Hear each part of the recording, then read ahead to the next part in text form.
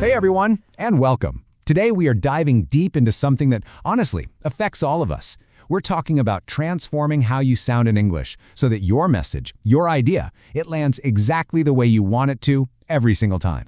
You ever have that moment, you say something, you think you've absolutely nailed it, but the person you're talking to just gives you a blank stare? You used all the right words, the grammar was perfect, but for some reason it just didn't connect. It's super frustrating, and the fix usually isn't about learning more vocabulary. That's because the real secret to being understood clearly, it isn't just in the words, it's in the music of the language. It's all about how you say them, the melody, the beat, the emphasis. And today, we're going to learn how to play that music. So, how do we master this whole music thing? Well, we're going to break it all down into 4 key parts that are going to unlock that natural sounding speech. We'll start with the very basics, the sounds. Then we'll figure out where to shine the spotlight with stress. After that, we'll find the rhythm, the heartbeat of the language. And finally, we'll put it all together with the intonation. Okay, first things first. We got to start with the absolute fundamentals, the sounds themselves.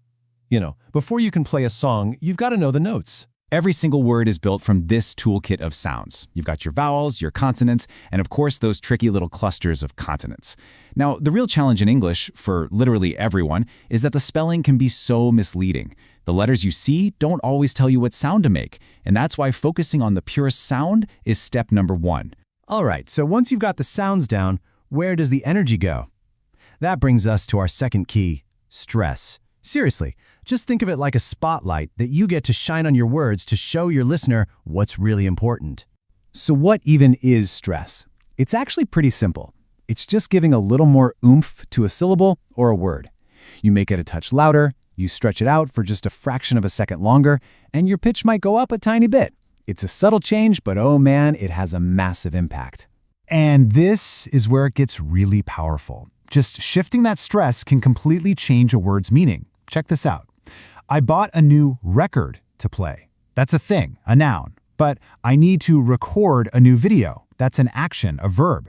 Same letters, totally different words, all because of where we put that little bit of emphasis. Getting this down is a total game changer. Now, this same idea works for whole sentences too. Let's take this simple phrase here. If I say, Sue bought the red dress, where's all the focus? It's on Sue, right?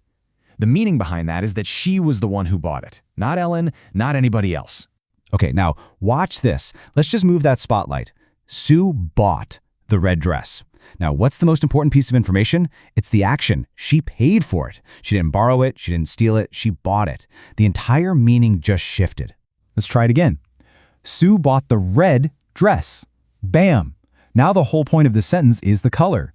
It was specifically the red one, not the blue one, not the green one. See how you're just guiding your listener's brain exactly where you want it to go? And one last time, Sue bought the red dress.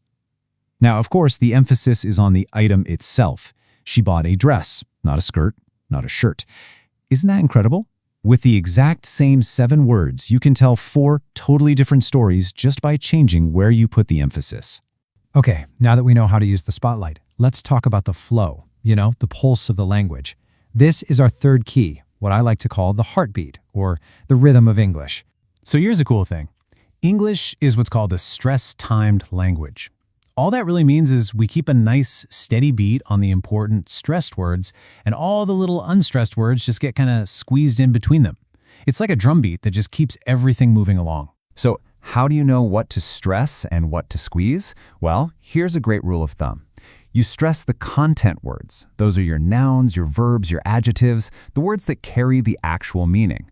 And then you de-emphasize the little function words, words like the, and to, the grammatical glue that holds it all together. And this right here is where the magic really happens. To keep that steady beat, we naturally start to reduce and link words together. So a sentence like, do you want to go with them? It becomes, do you want to go with them? It's not lazy speaking, it's efficient. It's what creates that smooth, connected, rhythmic flow that sounds so natural. And that leads us perfectly to our final and maybe the most expressive key of all, the music itself, intonation. This is where you get to inject all the emotion, the attitude, and the real feeling into what you're saying. Intonation is really just the melody of your voice. It's the way your pitch goes up and down when you speak. It's the secret code that tells people if you're asking a question, if you're making a statement, or even if you're not quite finished with your thought yet. The power of intonation is often in how simple it is. Just listen. If my voice falls at the end of a sentence, it's a statement of fact. I'm ready. But if my pitch goes up at the end, the exact same words suddenly become a question. Are you ready? It's a huge shift in meaning, just from a little melody change. But intonation is so much more than just grammar. It is pure emotion.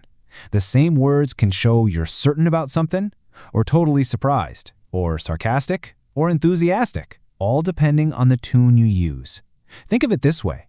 The words are the script, but your intonation, that's the performance. And really, that's the big takeaway here.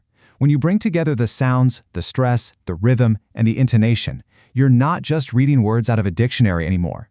You are performing the language. You're guiding your listener, you're holding their attention, and you're sharing not just information, but real meaning. So I want you to try this. Here's a really simple mission for you. Just pick a short sentence, any sentence. Grab your phone and record yourself saying it a few different ways. Stress a different word each time. Try saying it like you're super excited. Then say it like you're being sarcastic. Just play with it. When you listen back, I promise you'll be amazed at how many different things you can say with the same few words. And believe it or not, this is just the beginning. Now that you have the tools to make your words musical, tomorrow we're going to dive into how you connect your ideas together smoothly, making your speech flow logically from one point to the next. Thanks so much for joining me for this explainer, and I will see you then.